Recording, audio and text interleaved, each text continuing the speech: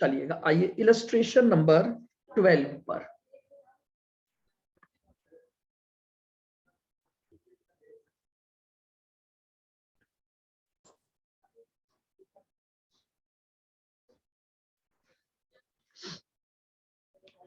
देखिए complete detailed question है।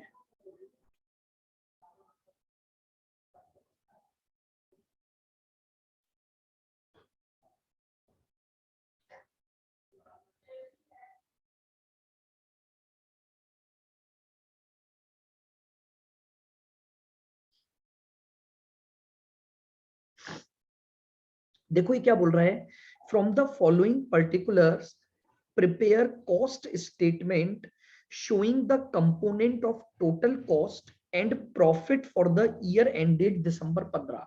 आपको कंपोनेंट ऑफ कॉस्ट बताने हैं और साथ में प्रॉफिट का स्टेटमेंट आपको बनाना है। ठीक है, अब 11 के आगे ये पेज नंबर है 264 पर।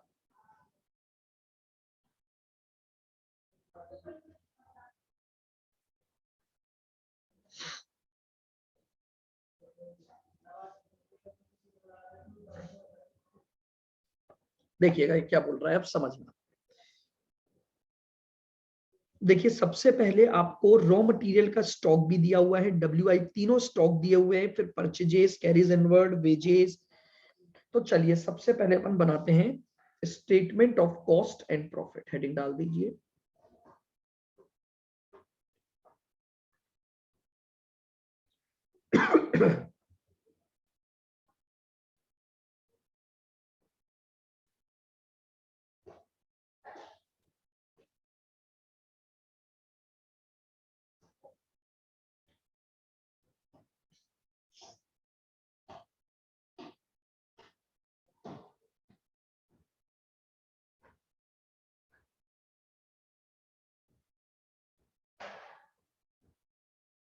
Opening stock of raw material ये आपको दे रखा है 40,000। इसमें अपन प्लस कर देंगे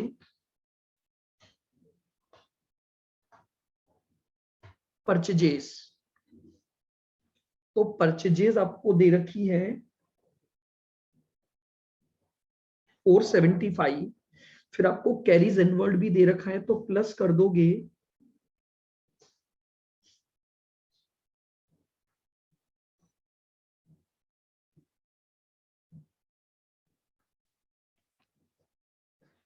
कैरीज इनवर्ड। बताइए कितना दे रखा है कैरीज इनवर्ड आपको?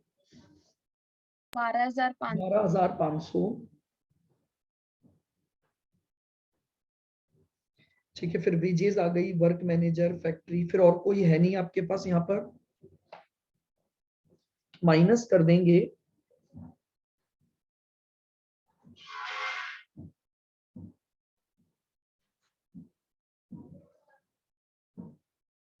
Closing stock of raw material.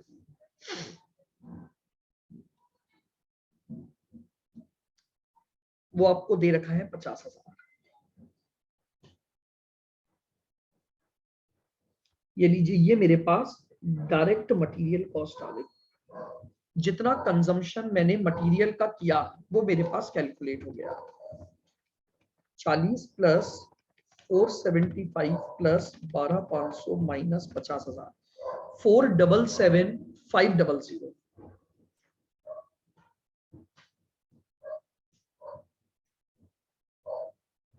477,500। उसके बाद हमारे पास वेजेस आती है। तो वेजेस क्वेश्चन में दे रखी है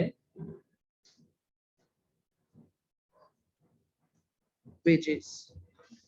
वेजेस की वैल्यू दे रखी है 175। 175। देखिए कोई डायरेक्ट एक्सपेंसेस दे रखे हैं क्या? नहीं है आपके पास।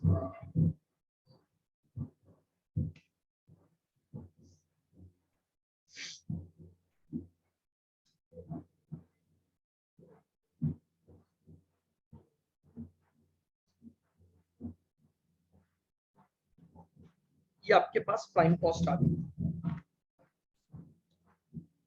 652,500।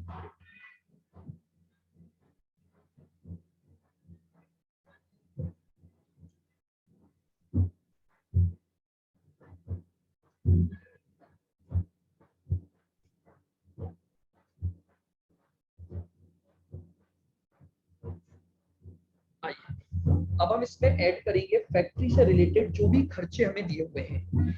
तो देखिएगा वर्क्स मैनेजर यानी फैक्ट्री का मैनेजर हो गया,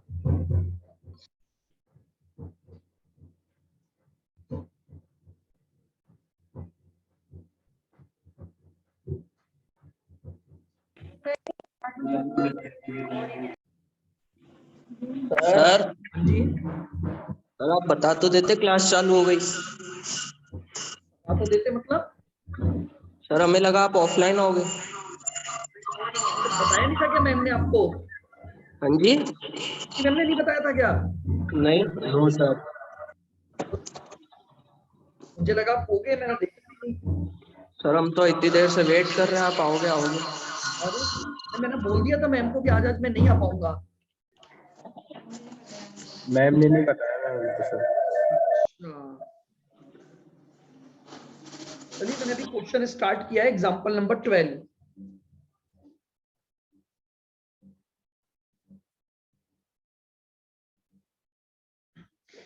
देख लो, निकालो फटाफट से एग्जांपल नंबर 12।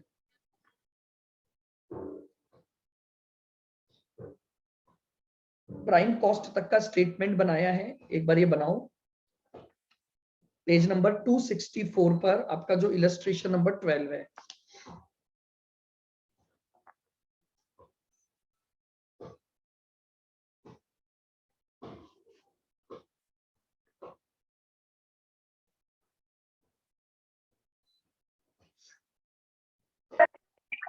सबसे पहले देखो, मैंने opening stock of raw material ले लिया, क्योंकि अपने को प्राइम कॉस्ट अगर निकालनी है, कॉस्ट शीट बनानी है, तो सबसे पहले मैंने आपको कॉस्ट शीट में बताया था कि मेरे पास मटेरियल की कॉस्ट आएगी सबसे पहले। तो मटेरियल की कॉस्ट के लिए देखो मैंने क्या क्या ले लिया, opening stock of material plus purchases plus carriages inward और माइनस क्लोजिंग स्टॉक।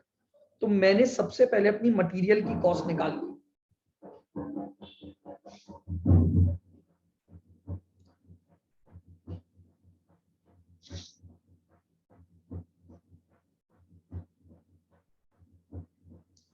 फिर मैंने उसमें वेजेस ऐड करी, तो आपके पास प्राइम कॉस्ट आ गई, क्योंकि क्वेश्चन में कोई भी डायरेक्ट एक्सपेंस गिवन नहीं है।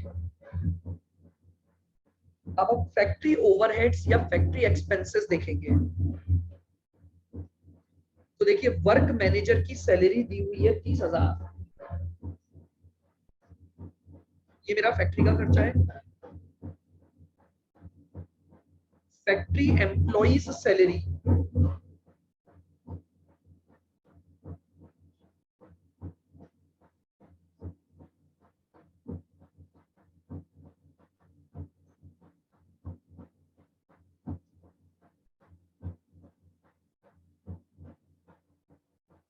$60,000 का खर्चा ये दे रखा है।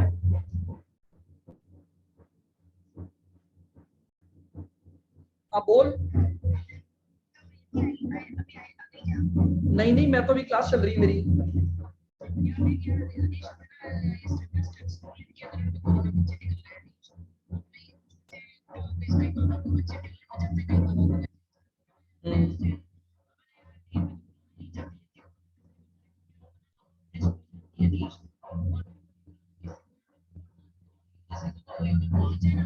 हाँ ठीक है, चल ठीक है।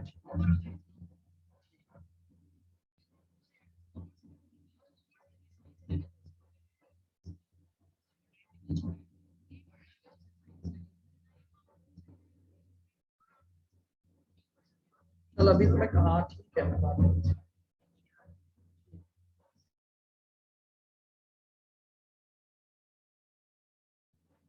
चलिए देखिएगा, फैक्ट्री एम्प्लॉय सैलरी आ गई आपके पास 60,000। फैक्ट्री रेंट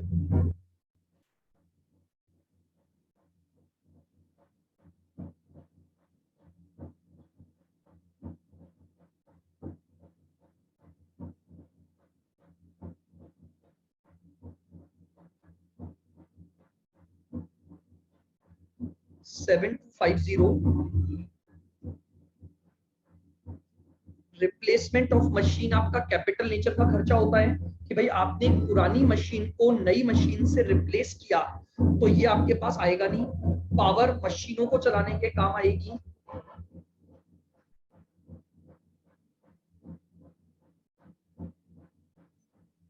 तो पावर एक्सपेंसेस आ गए 9500।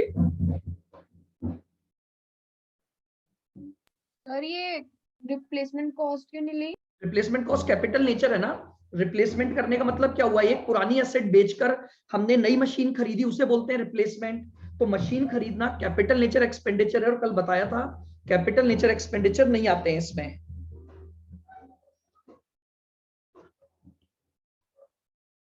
फिर आपको दिए हुए हैं other production expenses.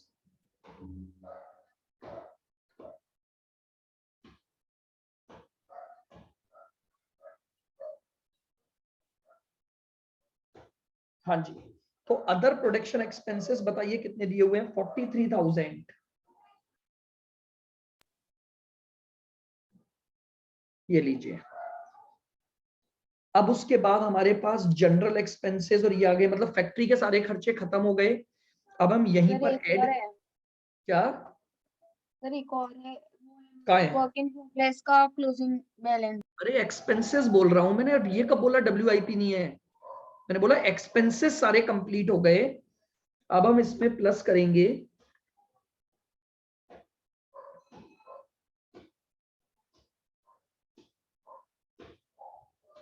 Opening stock of WIP, वो हमें दे रखा है 15,000, और माइनस कर दोगे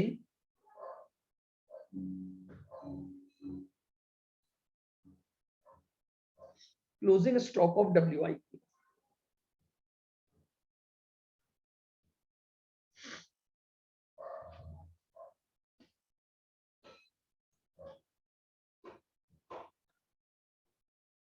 तो क्लोजिंग स्टॉक ऑफ WIP कितना दे रखा है आपको? 10,000।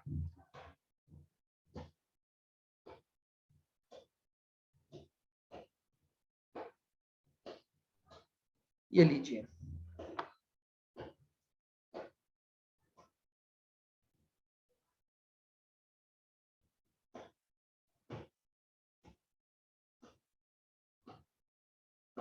फैक्ट्री कॉस्ट या वर्क कॉस्ट,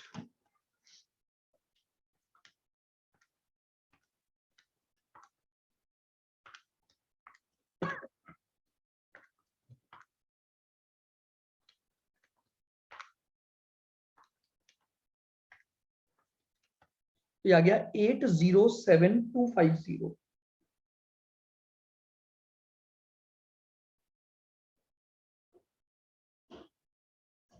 ये आपके पास फैक्ट्री कॉस्ट आ गई। अब आपको देखिएगा ऑफिस और एडमिनिस्ट्रेशन से रिलेटेड केवल एक ही खर्चा दे रखा है, जनरल एक्सपेंसेस। जनरल एक्सपेंसेस का मतलब जो ऑफिस और एडमिनिस्ट्रेशन से रिलेटेड है। तो आप यहां पर लिख दीजिए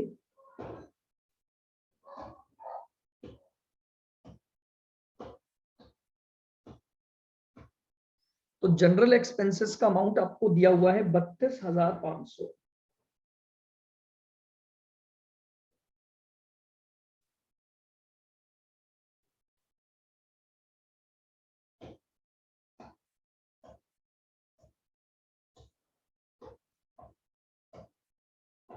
तो ये आ जाएगा कॉस्ट ऑफ प्रोडक्शन 8,07,250 प्लस 32,500, तो ये हो गया 839,750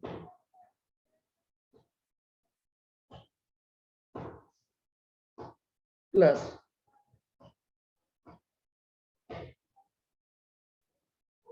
opening stock of finished goods. आपको फिनिश्ड गुड्स का ओपनिंग स्टॉक दे रखा है 6,000,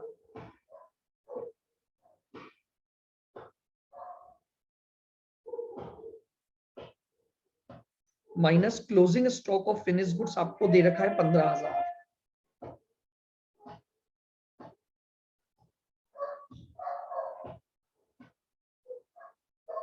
तो जब आप फिनिश गुड्स का एडजस्टमेंट करोगे तो अब आपके पास जो आएगा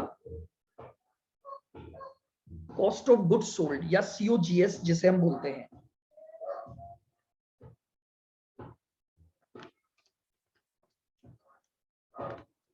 तो ये आ गया 830750।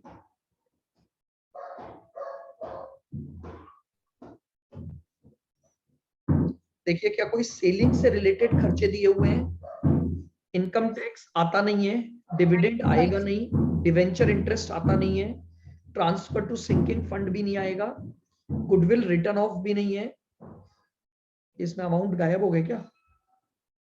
पेमेंट ऑफ सेल्स टैक्स भी नहीं, सेलिंग एक्सपेंसेस दे रखे हैं 9250।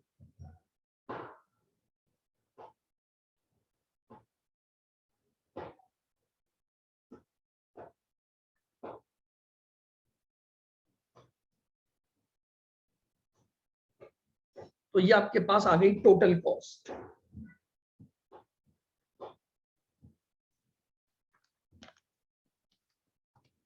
$8,40,000।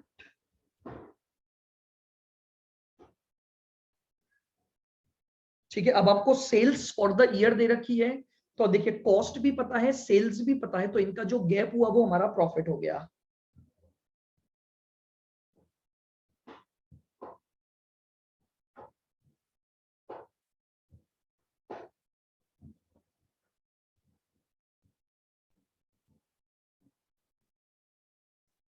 ये लीजिए 8,60,000 हमारे पास सेल्स आ गए।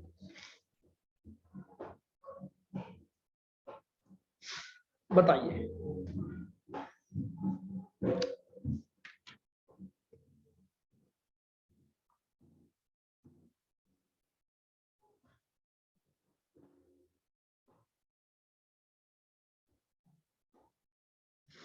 तो ये आपके पास एक डिटेल्ड क्वेश्चन हो गया, किसको लेकर? कॉस्ट शीट को लेकर।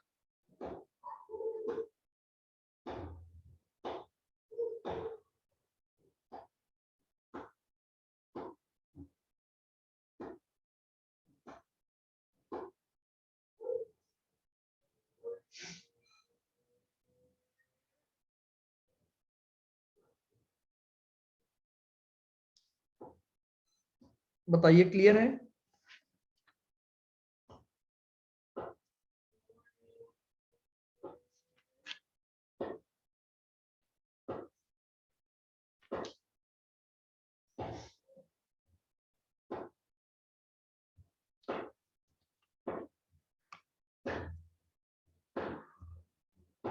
आइएगा इलस्ट्रेशन नंबर 13। अब इसमें कुछ और डिफरेंट इंफॉर्मेशन दी है और उससे आपको वही कॉस्ट शीट बनानी है।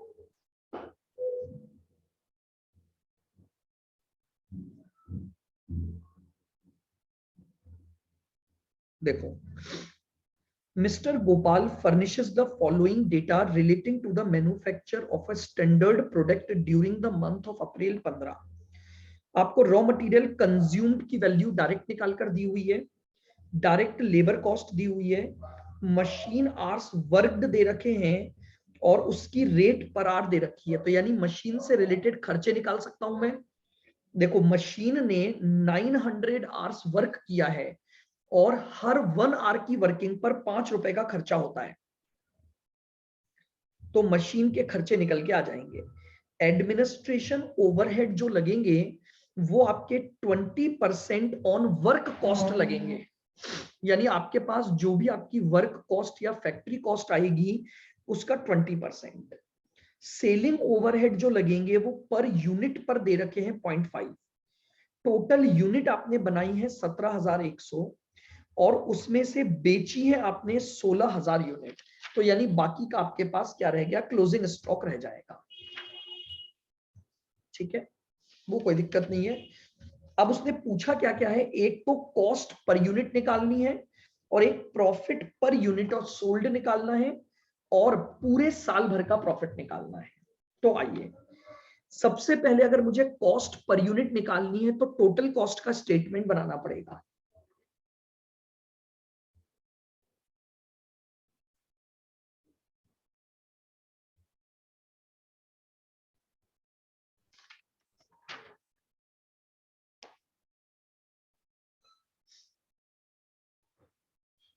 Statement of cost and profit.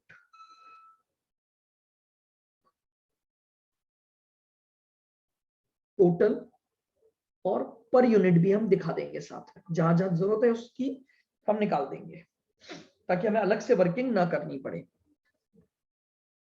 सबसे पहले मुझे बताइए रॉ मटेरियल कॉस्ट कितनी दे रखी है। तो रॉ मटेरियल की कॉस्ट आपको दे रखी है 15,000। उसके बाद उसमें आप वेजेस ऐड करोगे,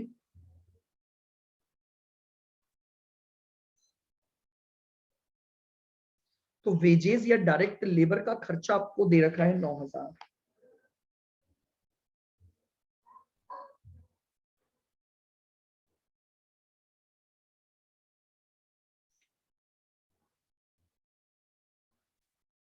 ये आपके पास आ गई prime cost,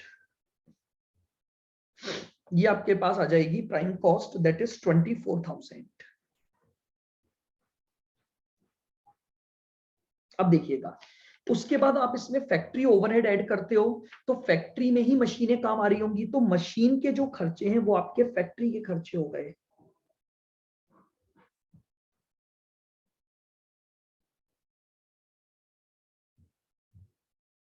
factory expenses 900 hours into 5 rupees per hour, तो ये आ गया 4,500।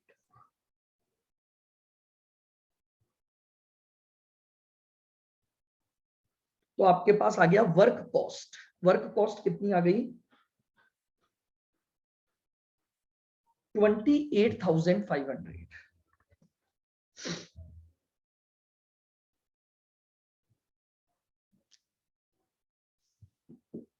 अब उसने बोला है कि जो एडमिनिस्ट्रेटिव खर्चे होंगे वो वर्क कॉस्ट का 20% होंगे आपके। तो आइए इसमें हम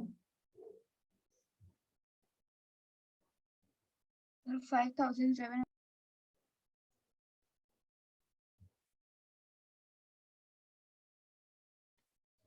एडमिनिस्ट्रेशन ओवरहेड 28,500 का 20%, 5,700। तो अब ये आपके पास कॉस्ट ऑफ प्रोडक्शन आ जाएगी।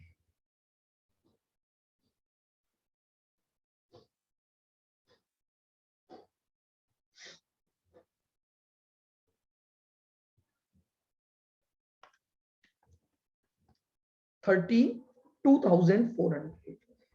अब कॉस्ट ऑफ प्रोडक्शन पर रुककर एक बार आप इसकी पर यूनिट निकाल दो, तो डिवाइडेड बाय आपने बनाई कितनी है? 17,100 यूनिट।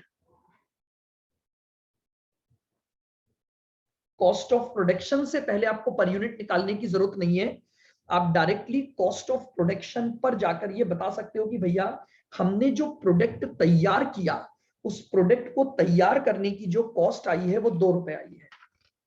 तो ये डिवाइड किससे किया? यूनिट्स, नंबर ऑफ यूनिट से।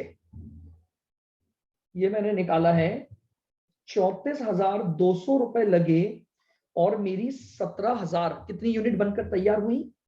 100। ये कहलाती है कॉस्ट पर यूनिट।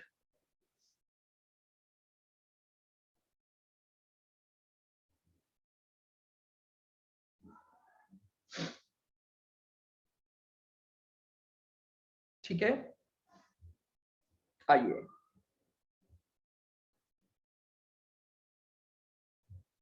अब इसके बाद अगर मैं चाहूं तो डायरेक्टली, अब पहले क्वेश्चन का आंसर तो आ ही गया मेरे पास कि भैया मैंने जो प्रोडक्ट बनाया उसकी कॉस्ट मेरी क्या हो गई। अब अगर मैं इसी को आगे कंटिन्यू करता हूं तो अब सबसे पहले इसमें से माइनस, अपन इसमें क्या करते हैं?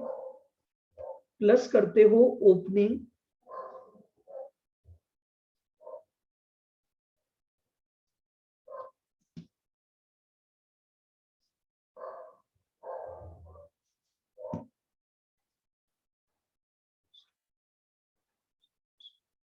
Opening stock of finish goods कुछ है नहीं, लेकिन क्लोजिंग स्टॉक है। क्लोजिंग स्टॉक का हमें कैसे पता लगा? बहुत ध्यान से सुनना।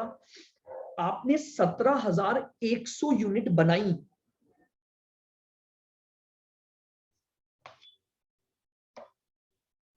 और उसमें से आपने बेची कितनी है जरा ये बताओ। क्वेश्चन में देखो 17,000 17,000 वो यूनिट आपने प्रोड्यूस की और उसमें से बेची 16, तो इसका मतलब आपके पास क्लोजिंग स्टॉक बचा होगा कि नहीं बचा होगा। यानी 17,100 माइनस 16,000, 1100 यूनिट का आपके पास क्लोजिंग स्टॉक है। 1100 इंटू 2 रुपए की कॉस्ट है, तो आपके पास अब आ जाएगा COGS 34,200 माइनस 2,200 कर दीजिए, तो COGS आ गया 32,000। इसको वापस से समझ लेना ध्यान से।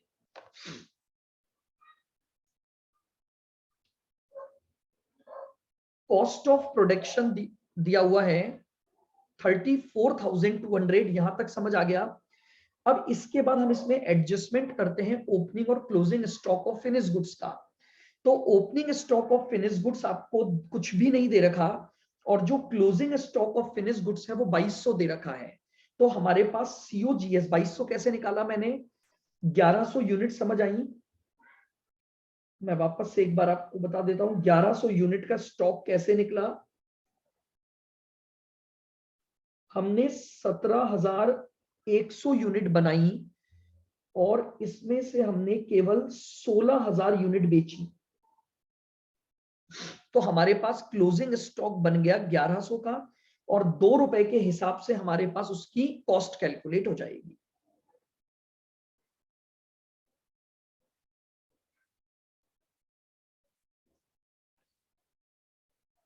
क्या अब कोई सेलिंग एक्सपेंसेस दे रखे हैं आपको, yes sir plus selling expenses कितने, 2.50 पर यूनिट। आपको दे रखा है सेलिंग ओवरहेड। तो देखिएगा सेलिंग ओवरहेड किन पर लगेंगे, बनाई हुई यूनिट पर या बेची जाने वाली यूनिट पर।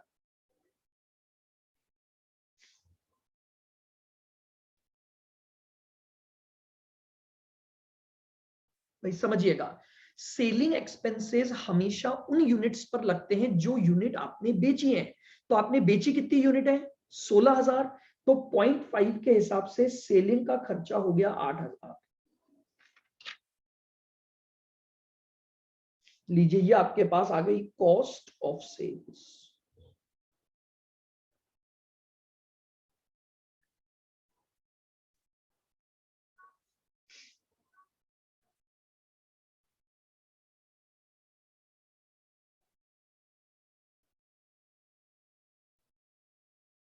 अब आपको क्वेश्चन में सेल्स दी हुई है, आपने ये 16,000 यूनिट 4 रुपए के हिसाब से बेची, यानी 64,000 में। तो बता सकते हो प्रॉफिट कितना कमा लिया आपने।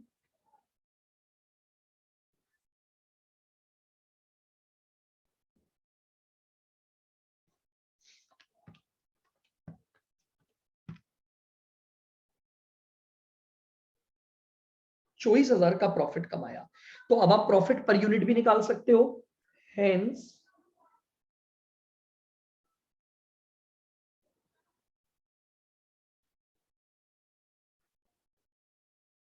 चौबीस हजार का प्रॉफिट कमाया 16,000 यूनिट को बेचने पर, तो 1.5। एक मिनट आया, मैं आप इसको देख लीजिए एक बार, पूरे क्वेश्चन को दोबारा देख लो एक